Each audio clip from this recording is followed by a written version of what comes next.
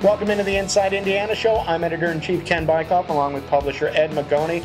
And Ed, it's always an exciting time of the year with the overlap. You got football going on, you got basketball. Football was on a bye week last week, so we'll get to them in just a second. But Ed, the Hoosiers opened their regular season with a 30-point win against Stony Brook, a comfortable win against Chattanooga. In both games, it seemed like this is going to be a little bit of a different year for the Hoosiers than we've seen in the past.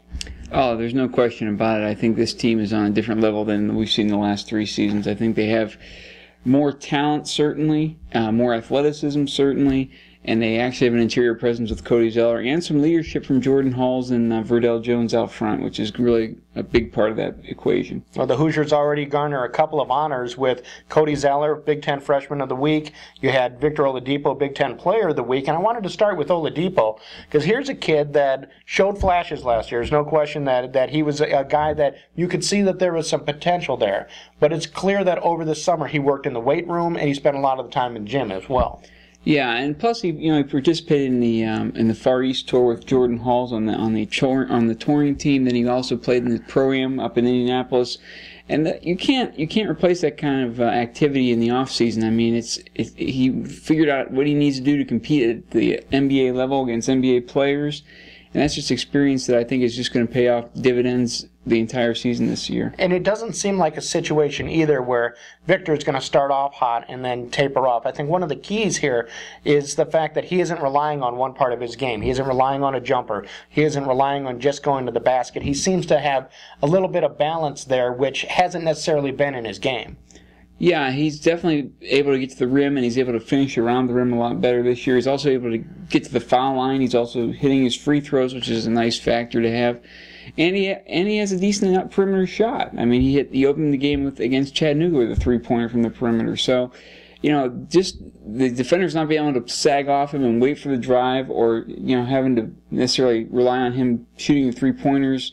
He's got a nice combination of both, and he can mix it up and keep his defenders off balance. And you mentioned him opening up against Chattanooga with the three. He opened up Stony Brook with a layup off the opening tip. So it's that little blend that you have right there. Now, everybody wants to know about Cody Zeller, and obviously Zeller had a decent game against Stony Brook, put up a double-double. He was the third Indiana player in the last 4 years, true freshman, to put up a double-double in his debut. Tom Pritchard and Christian Watford were the others. But Zeller let the game come to him in that game. It was a different story against Chattanooga. Yeah, Chattanooga had some more size. They had a little bit more length to put on them. And both teams are very physical with Cody, and I think he's got to get used to that. And then once he gets used to that, he'll be ready to play in the Big Ten. But until he can show that he's willing to stand up there and trade elbows with people are going to continue to try to push him around. And I think we saw that in the early going against Stony Brook when he took a low blow, and then he came back even stronger. And that's what you want to see out of your freshman. You want to see him respond to adversity or a cheap shot or a lack of discipline by the opponent, and keep his cool and then produce. Is that kid better defensively right now than you thought he'd be? Absolutely. There's no question about it. I think he's led Indiana in deflections in both the first 2 games, which is a stat Tom Crean reveres. And he also had 9 steals, which is just unheard of, considering I think the team leaders last year were Jeremiah Rivers and Victor Oladipo with 34 on the season. Mm-hmm. He has 9 in 2 games.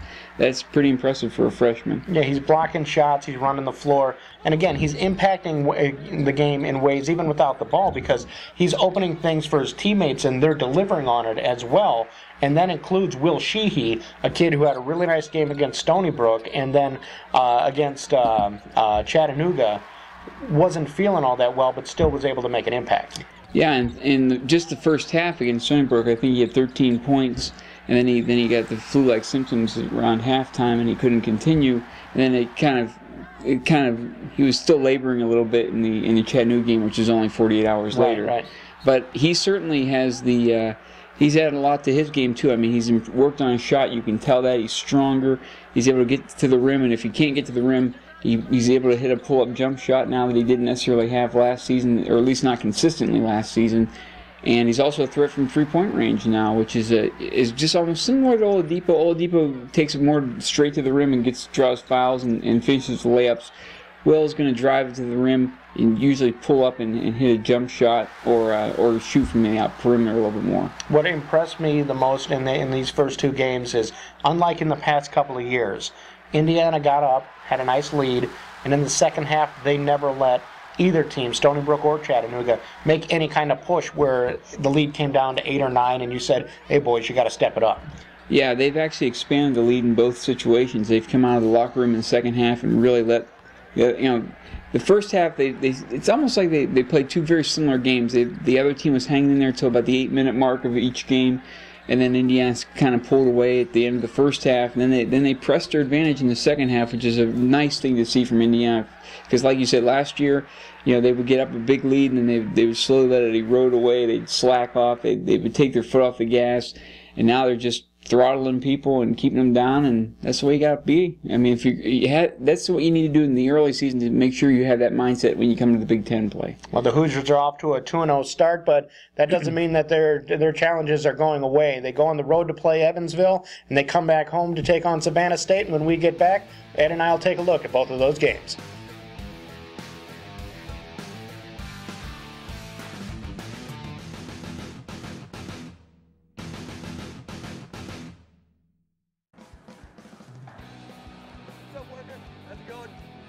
What's up, buddy? You doing good?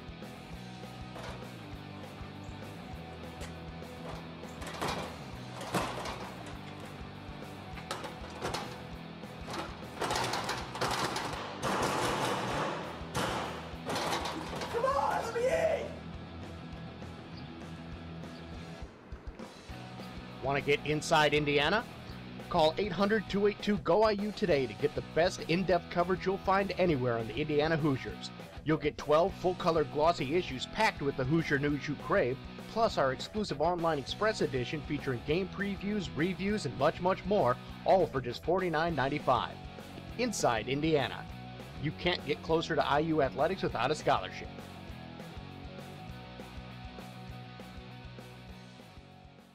Somebody in there! Let me in! Please.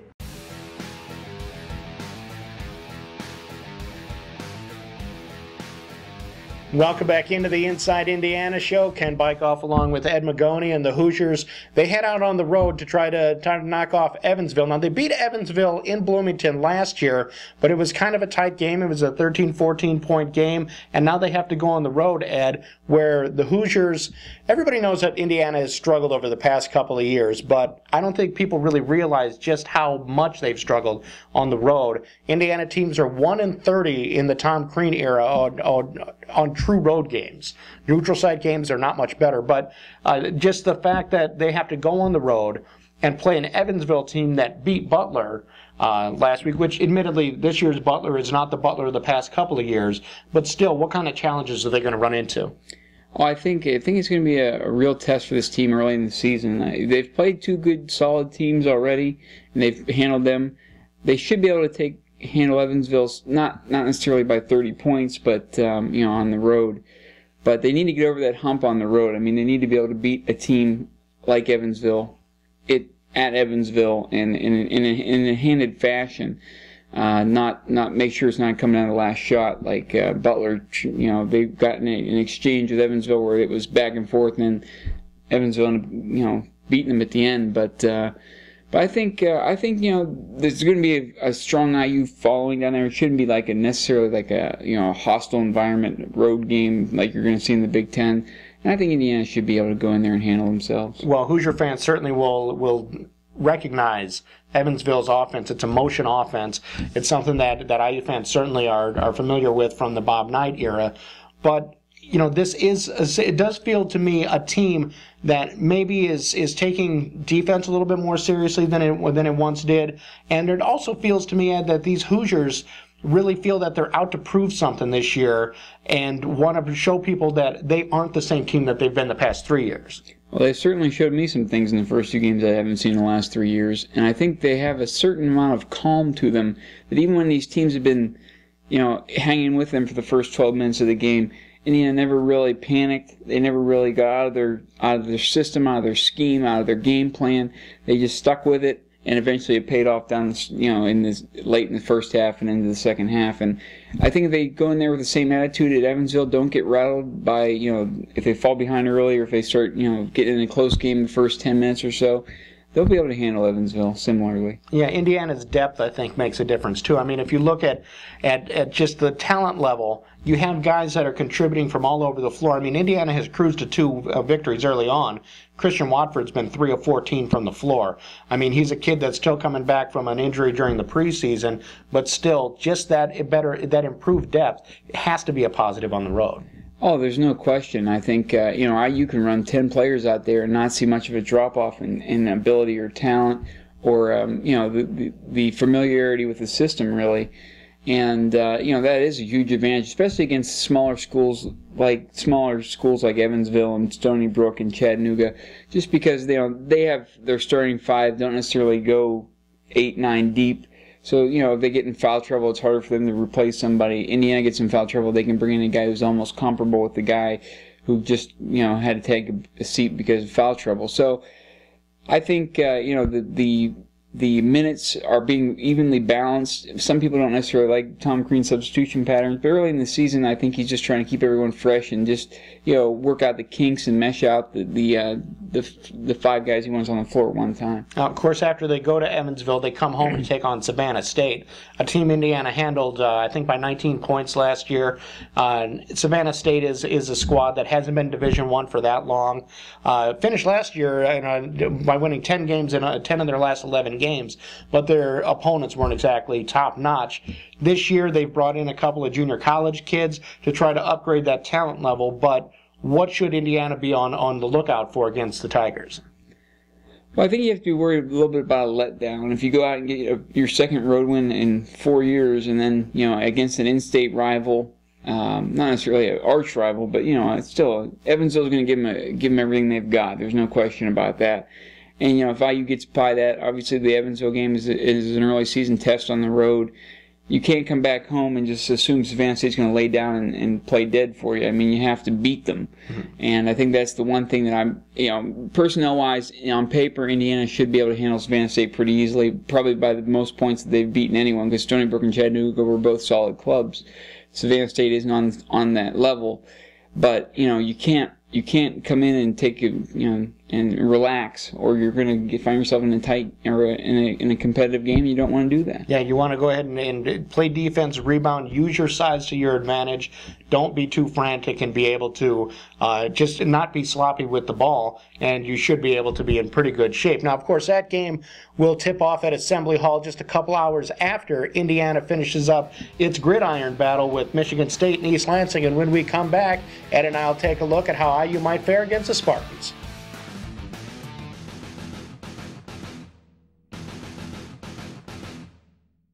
It's a new year.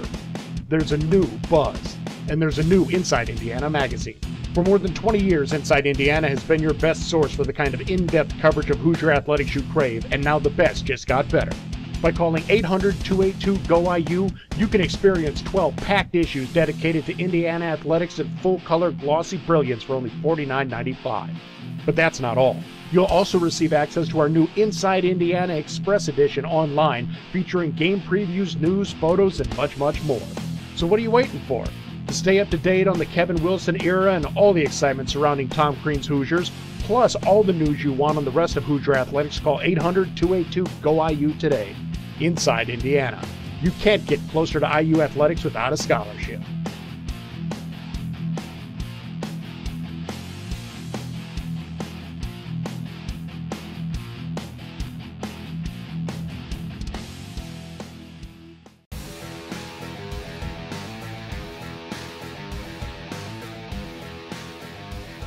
Welcome back into the Inside Indiana show. Now, of course, before we went to break, we talked a little bit about the Hoosiers traveling to Michigan State to take on the Spartans in East Lansing. And Ed, this Michigan State team is rolling. They're a group that's in first place in the Legends Division, knows that they kind of control their own destiny and making the inaugural Big Ten championship game.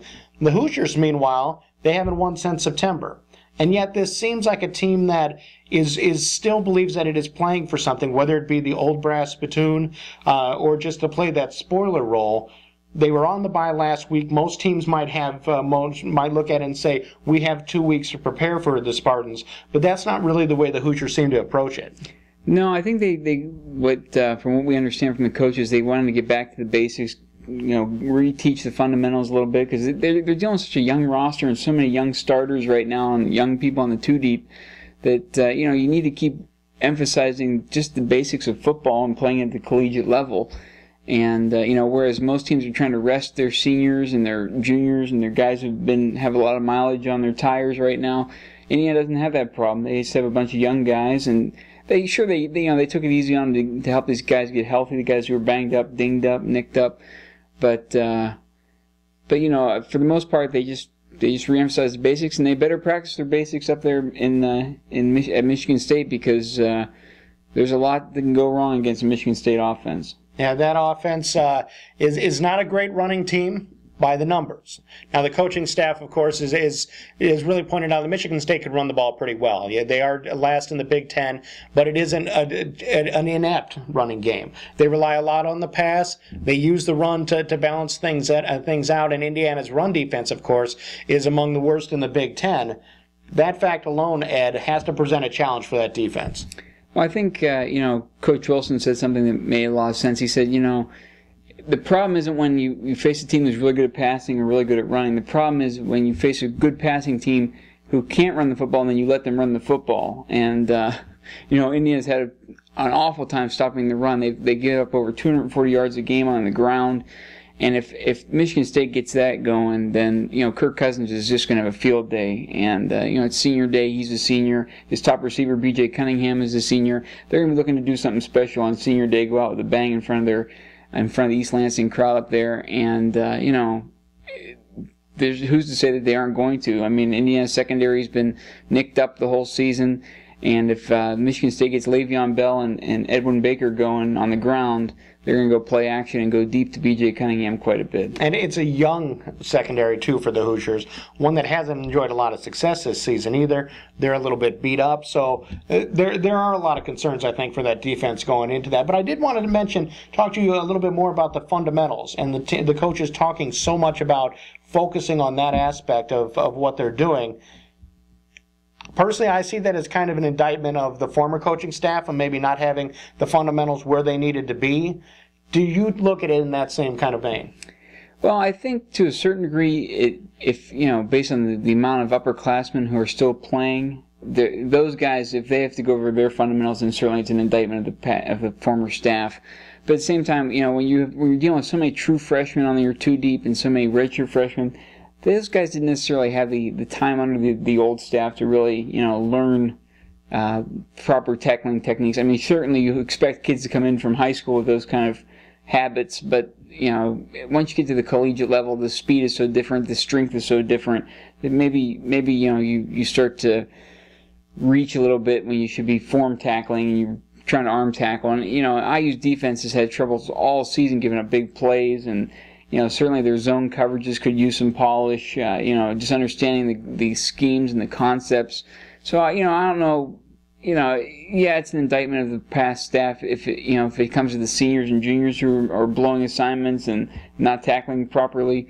But, with the young kids, I think it's kind of to be expected. You need to reteach that. If those fundamentals were better, would those seniors and juniors be playing instead of the kids? Oh, that's the problem right now. You're forced to play these young guys because they're giving you the best minutes on the field, and you when you come into a program, you expect your upperclassmen to be the leaders, and that's not the case right now. Yeah, the Hoosiers are definitely going to be facing a challenge at Michigan State, and when we come back, Ed and I will give you our predictions for both basketball and how Indiana might fare in East Lansing.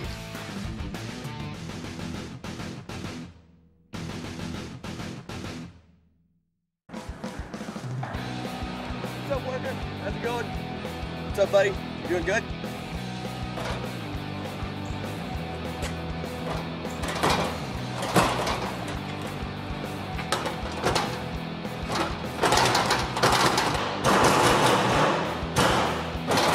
Come on, let me in! Want to get inside Indiana? Call 800-282-GO-IU today to get the best in-depth coverage you'll find anywhere on the Indiana Hoosiers. You'll get 12 full-color glossy issues packed with the Hoosier news you crave, plus our exclusive online express edition featuring game previews, reviews, and much, much more, all for just $49.95. Inside Indiana. You can't get closer to IU athletics without a scholarship.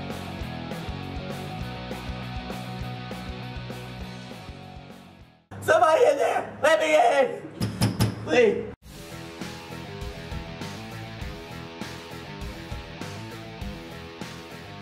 Welcome back into the Inside Indiana show. Ed, real quick, how do you think the Hoosiers come out over the next few days?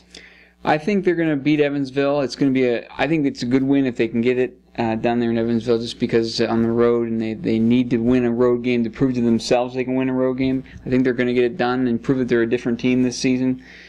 And then I think they're going to come home and they're going to handle Savannah State pretty easily. I think it's up to the Hoosiers to win that game, not for Savannah State to come in and beat them. It's up to them not to lose it. And I think they're going to take care of business.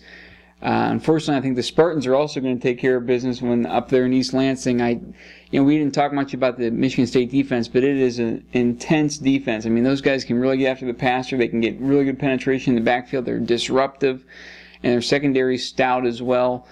I just don't think Indiana's going to be able to move the ball enough offensively to match points with the Michigan State offense. Well, Ed, I agree with you completely on the hardwood. You hit every point that I was going to make as well. I think IU comes out of those 2 games 2-0. On the gridiron, I agree with you there as well. Indiana's offense is really going to struggle against Michigan State's defense, which is one of the best in the conference, and especially that defense, though. They give up too many big plays through the air. It's been a problem all season, and that isn't an issue that's going to get fixed even with a week off. So I think that the Hoosiers really are going to come out and put up maybe a fight for a half, but I think Michigan State eventually pulls away and takes home the victory. Well, that's all the time that we have this week. So for Ed Magoni, I'm Ken Bikoff. Thanks for watching, and pace yourself.